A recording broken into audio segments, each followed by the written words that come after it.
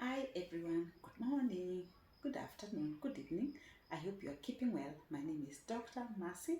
Allow me to share some reflection from the book of Genesis, chapter 1, verse 1 up to around 4. The Bible says, "In the beginning, God created the heavens and the earth. Now the earth was formless and empty. Darkness was over the surface of the deep, and the Spirit of God was hovering over the waters. And God said, Let there be light. And there was light. God saw that the light was good, and He separated the light from the darkness.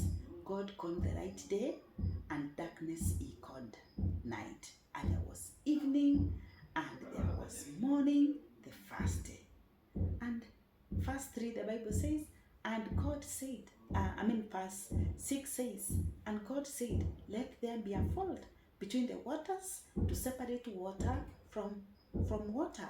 So God made the fold and separated the water under the fold from the water above it. And it was so. God called the fold sky, and there was evening, and there was morning, the second day." And it continues and continues until we get to that point where God created man in His own image. Now, my reflection is something very interesting.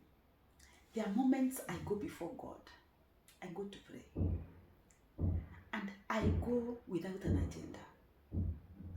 I go before God empty, with nothing. A day like that was yesterday, where I am there, I'm telling God I am here. I have no agenda, I have no mpango, I have no structure, I am simply formless, like the way the earth was.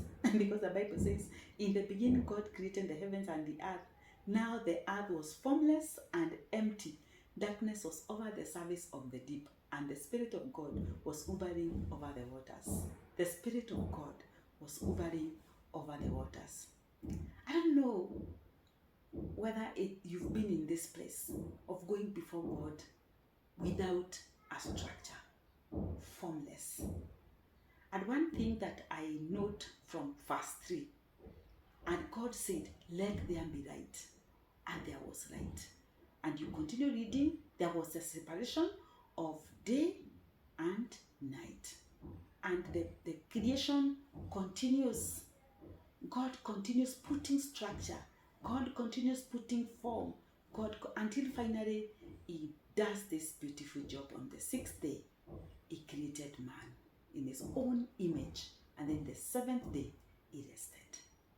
I'm thinking, I think it's a good place to be in, where you go before God and you're not going with a shopping list. You're not going to God telling Him, this is what I want you to do. I demand it. I command it. You know those things that we like telling God? Just going before God and telling Him, I am here at your disposal. Speak to me. Allow me to say this. The many times that I've been before God with that kind of an attitude, it has been very, very refreshing. It's been, in my view, it's been more constructive than those times when I have gone before God with a shopping list. That doesn't mean that I have not been before God with a shopping list. I have given Him wrong lists. Some He has answered, and some He decided to just let it go. I don't know what He decided. He went quiet, and I decided it's okay. You choose to go quiet, let it be. As long as you contain me, I belong to you. If I ask for something because I think it is important, and God decides that it is not good for me, let it be. Let Him take care of me. And He has been faithful so far. So my reflection was formless and empty, the Spirit of God hovering over the waters, and then God puts form and puts structure. When you go before God and you're feeling like una mpango yoyote, you don't even know how to speak to God. Maybe you are feeling overwhelmed by issues, and you go before God and you're just quiet, some silence in the presence of God. It's a good place to be in. Don't beat yourself so hard. It's a good place to be in, where God comes himself and says, let there be light. And immediately he pronounces, he separates the day from the darkness. I think that's a good place to be in, my brother, my sister.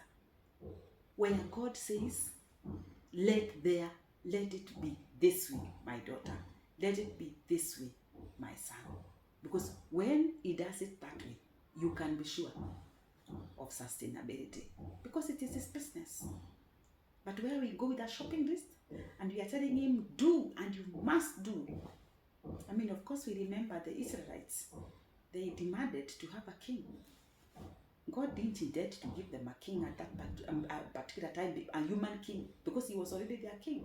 But when they demanded, he said, okay, fine, have it. You asked for it. And we all know what happened. They took Saul as their king.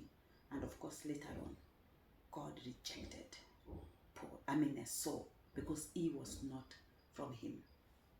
When you feel like you don't know what to tell him, it's okay. Just go and sit at his feet. He will bring honor in your life.